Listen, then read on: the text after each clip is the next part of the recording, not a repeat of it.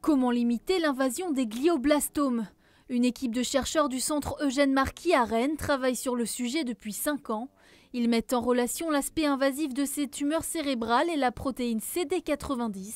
Elle serait directement responsable de la propagation des cellules malades. Des glioblastomes en fait qui vont faire des tumeurs très localisées comme ici, et d'autres qui vont faire des tumeurs beaucoup moins localisées où on voit qu'il y a une diffusion dans le parenchyme sain. Il y a des tumeurs, encore une fois, là, très localisées. Et ici, par exemple, il va y avoir 2 foyers. Donc c'est ce qu'on appelle les multifocaux.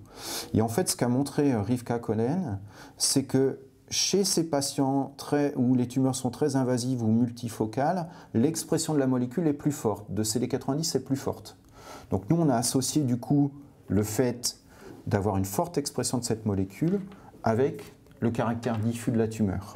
Après des tests in vitro visant à bloquer le signal et limiter le phénomène de migration, les chercheurs rennais ont retenu le dasatinib qui pourrait permettre de confiner la tumeur.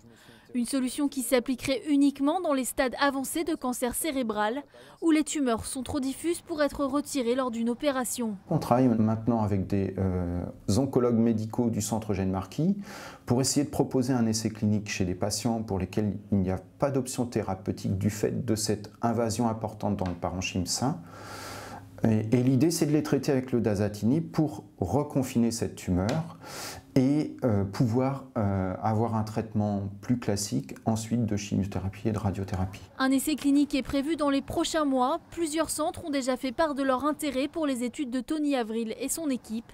Ils recherchent aujourd'hui des financements.